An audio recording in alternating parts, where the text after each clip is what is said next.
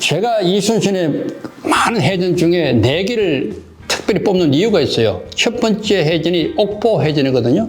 왜 옥포 해전인가 하면은 첫 번째가 굉장히 중요하기 때문에 그렇습니다. 전쟁을 할 때 첫 번째 전투, 거기서 이기느냐 졌느냐에 따라서 그 다음에 모든 것이 결정되지는 경우가 참 많아요. 저는 이제 세계 전쟁사를 연구했던 학자잖아요. 수많은 나라를 다녔고 또 수많은 전쟁사 책을 집필했는데 그런 공통점이 있어요. 첫 번째 전투가 미치는 영향, 이건 엄청난 영향을 줍니다.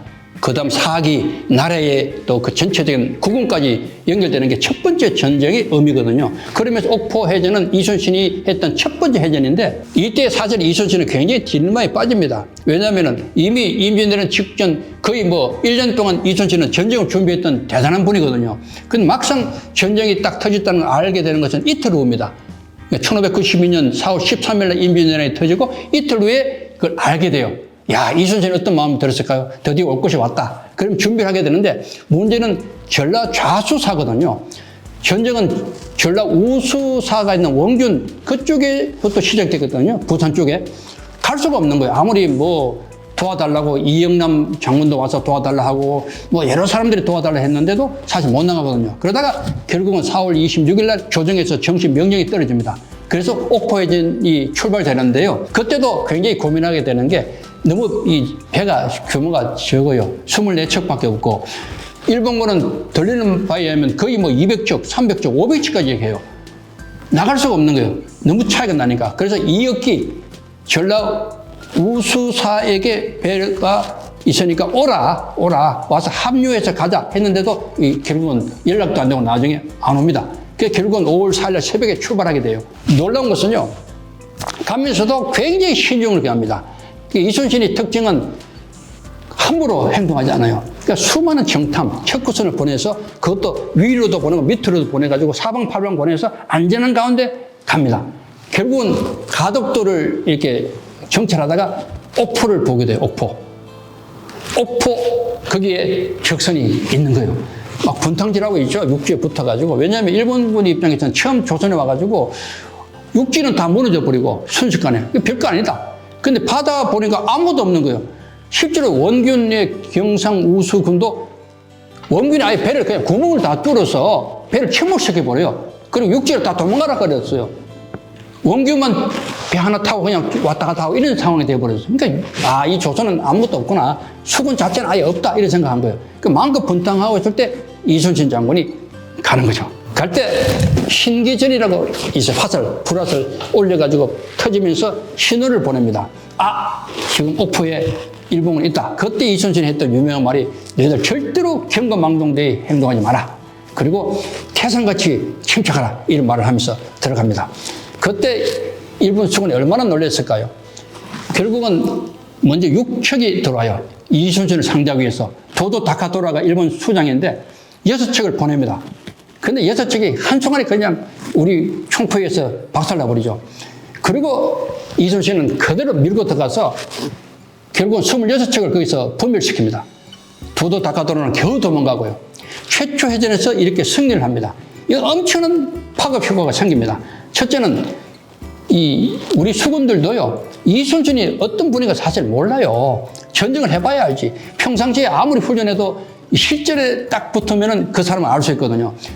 딱 붙으니까 엄청나게 그냥 왕창 이겨버리거든요. 그것도 압도적으로.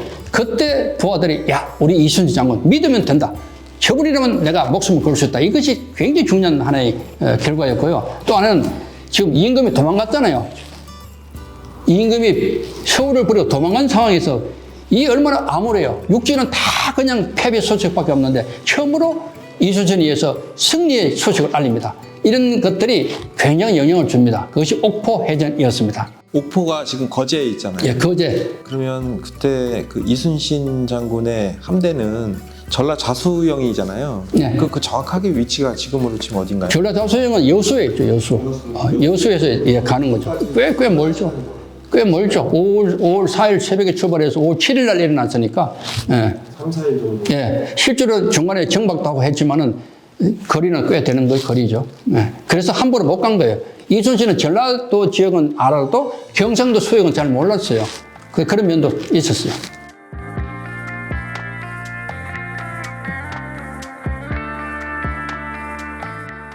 그렇죠. 박홍도 경상 좌수사였는데 박홍 그대로 다 도망가 버렸어요. 배를 다 버리고 다 도망갔어요.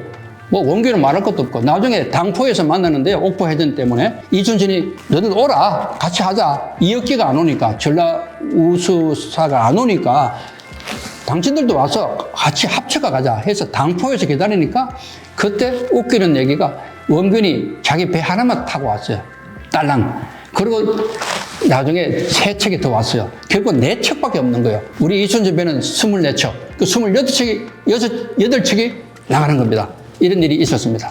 전라 우수사인 이혁기 장군이죠. 왜 안 왔을까요, 그분이? 그것도 아직도 몰라요. 분명히 연락을 시켰는데 나중에 소식조차 전달이 안 돼. 서로 뭐 끊겨버렸어요. 그런 일이 생겨버렸어요. 나름대로 뭐 이혁기 입장에서는 더 정비하고 가겠다 이런 것도 있었겠죠. 왜냐하면 이혁기 장군은 굉장히 충직한 사람이에요.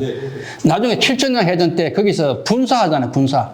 예, 그런 아주 이혁기는 굉장히 그 좋은 사람이에요.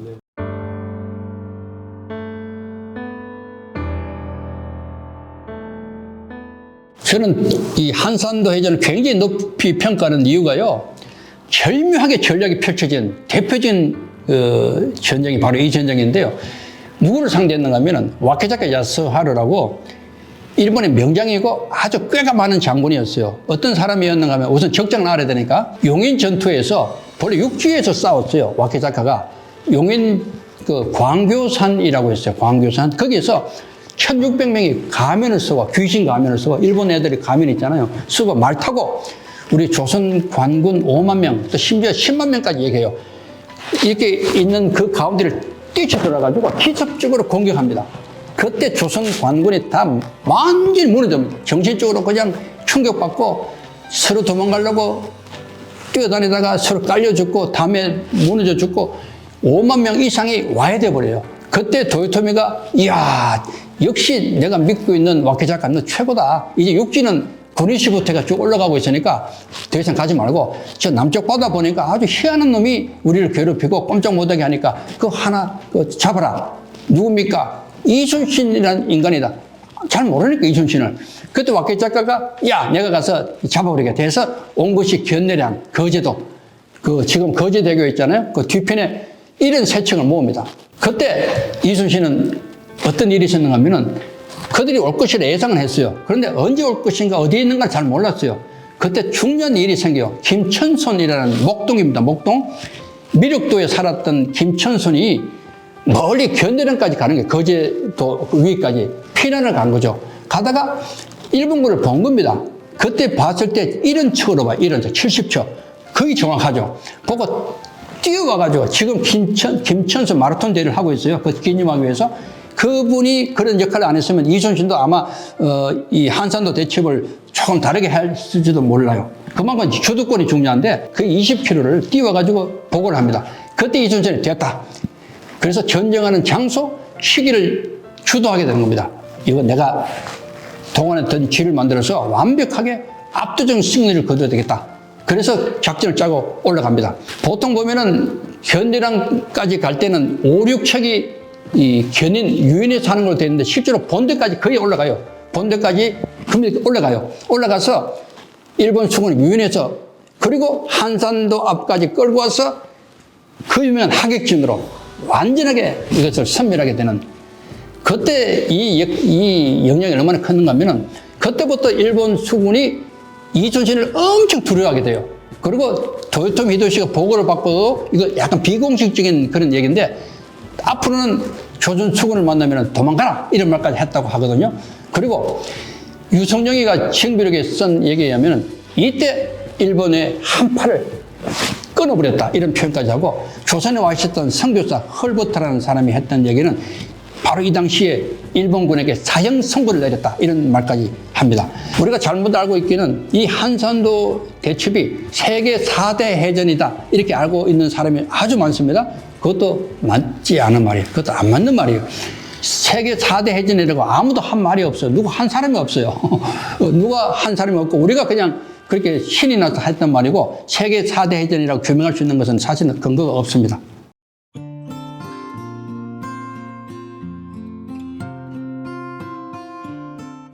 그때는 그런 관계 없었어요.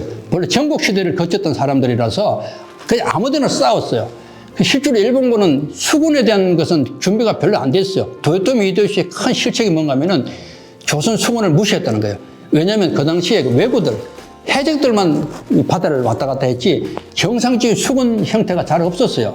그 훈련도 별로 안 했고 그 육지로만 집중했던 거죠. 그런 면에서 와키자카도 육지로만 간 거예요. 그러다 바다로 가라 하니까 내려온 거예요. 지금 생각하니까 오히려 다행이죠. 만약 와키자카가 수군 쪽으로 많이 훈련했으면은 어떻게 될지 모르겠죠. 그죠?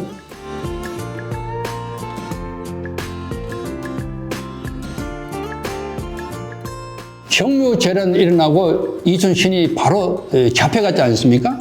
부산 출정, 가토 기요마사가 다시 온다는 그런 은밀한 보고를 받고 선조가 이순신을 부산 앞바다로 보내서 가토 기요마사에 오는 군대를 막아라 했는데 이순신이 안 갔거든요. 복병이 있을까 염려했어요. 실제로 복병이 있었거든요. 갔으면 조선성은 끝났습니다. 그 명령 불복종 해가지고 항명에 대해서 이순신을 잡아들였거든요.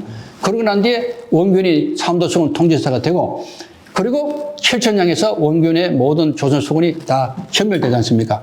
어쩔 수 없이 이순신이 다시 백의종군 중에 삼도수군 통지사가 되면서 그 유명한 명량해전이 시작되는데 실제로 12척인가 13척인가는 아직도 의견이 분분합니다. 저는 13척이었는데 당일날 한 척은 기능 발휘를 못했다. 결국 12척으로 싸웠다고 저는 보고 있고 12척과 일본군은 그때 모든 역량이 동원된 상태입니다. 선두가 누군가 하면 구르시마라고 있어요. 구르시마. 당항포 해전 때 자기 이복 형이 죽었어요. 이순신에게. 복수하려고 들어왔어요. 100척 이상 끌고 옵니다.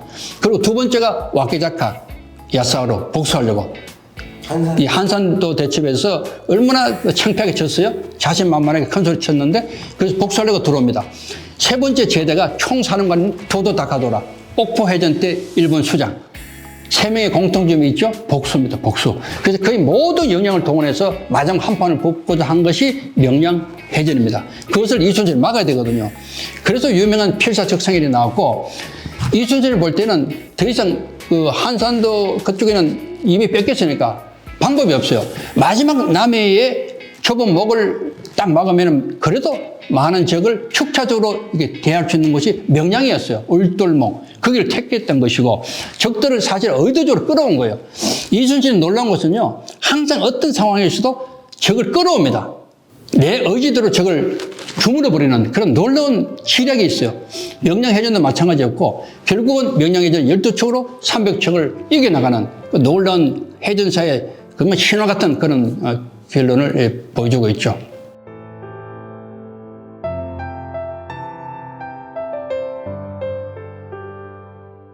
실제로 임진왜란에 그 자기들이 왜 쳤는가를 분석하면서 느꼈던 것이 수군이었어요. 육지는 쭉 올라갔는데 바다가 막혀버렸잖아요. 바다를 뚫어야 되겠다는 것이 정묘재란 때의 그들의 전략이었습니다. 어차피 복수는 당연한 것이고 밑으로 남해를 돌아서 서해로 올라가는 것이 그들의 목적이었는데 그것을 명량 울돌목에서 막았던 겁니다. 만약 거기서 못 막았으면 상황이 또 달라졌습니다. 이미 육지는 남원성 전투, 남원성 유명한 거기부터 해서 뚫리기 시작했거든요. 그러니까 육지가 뚫리고 바다가 뚫리면서 쭉 올라가면 또 조선은 끝나는 거죠.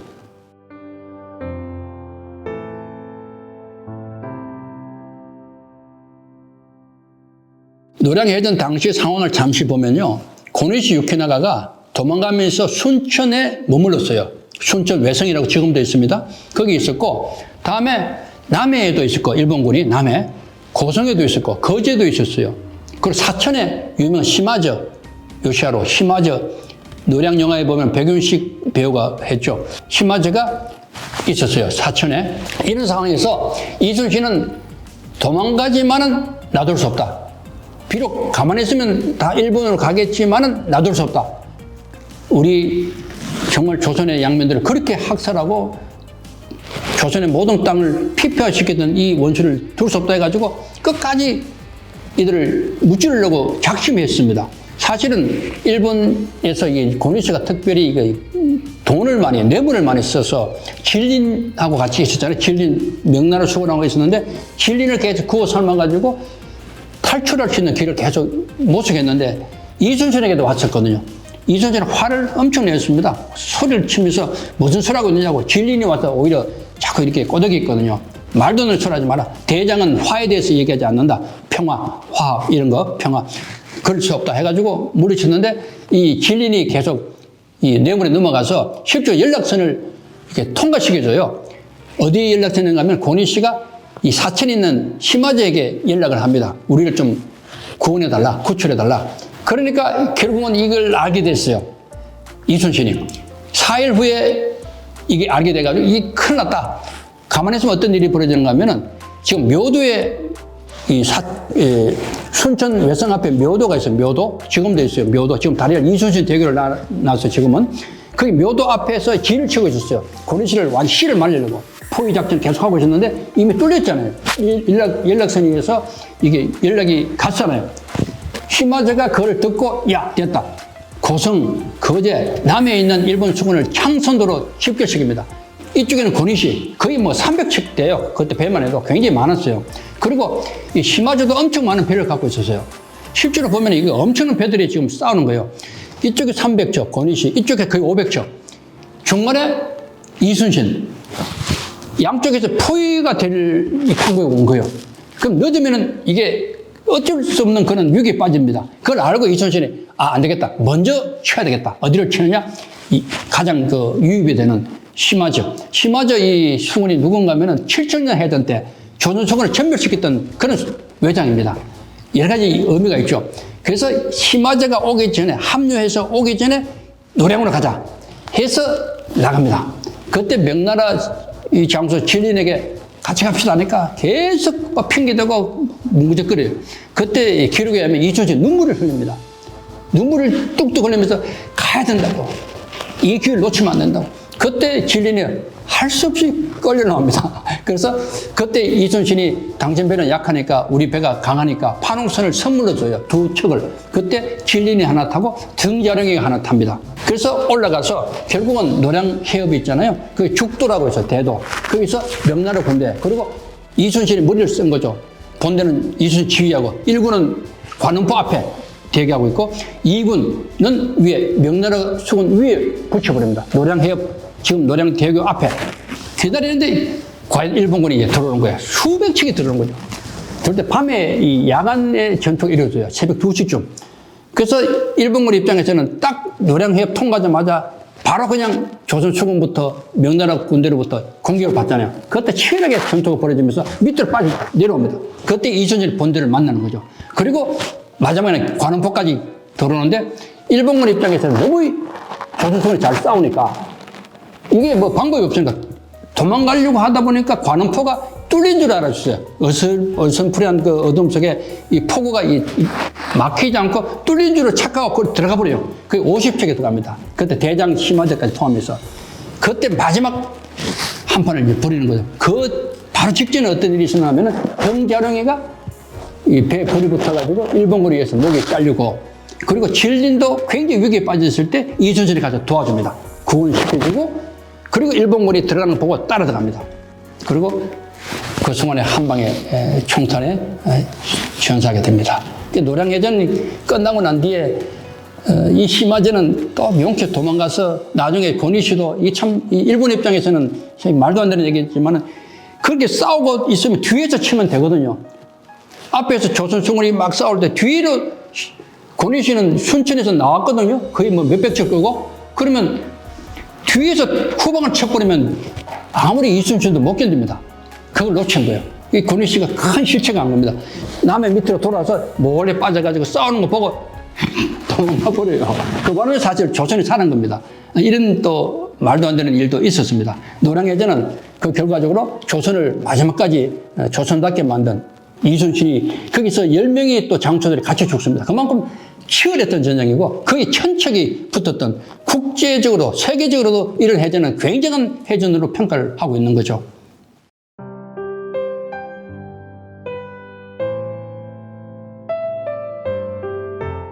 실제 노량해협, 지금 노량대교에 있는데 해협 좁은 곳 앞에서도 1차적으로 격전이 있었어요. 그럼 마지막 결정적인 전투는 관음포 앞에서 일어납니다. 거기서 이순신이 또 순국하게 되고 가장 치열했고 그야말로 거기는 뭐 막 지옥 같은 그런 일본군들은 이 헝겊조각 같은 이 천이 많아요 배에 그것을 계속 우리 화공해서 불을 붙여버리고 마지막 발악, 일본 입장에서는 마지막 발악이거든요. 여기서 마지막 싸우고 돌아가야지 살아남으니까. 우리 조선군 입장에서도 이놈들 절대로 보낼 수 없으니까. 거기서 정말 그동안 7년의 모든 해전 중에 가장 치열한, 그래서 우리 장수가 10명이나 죽은, 우리 배도 4척이나 잃습니다. 지금까지 이순신이 쌓았던 거의 뭐 54번, 60회의 해전 중에 우리 배는 손실이 없어요. 일본군에 의해서. 놀라운 일이에요. 명량해전 때도 한 척도 손실을 안 받았거든요. 그런데 이 해전에서 4척이나 손실 정도로 엄청난 해전이 바로 노량 해전이었어요.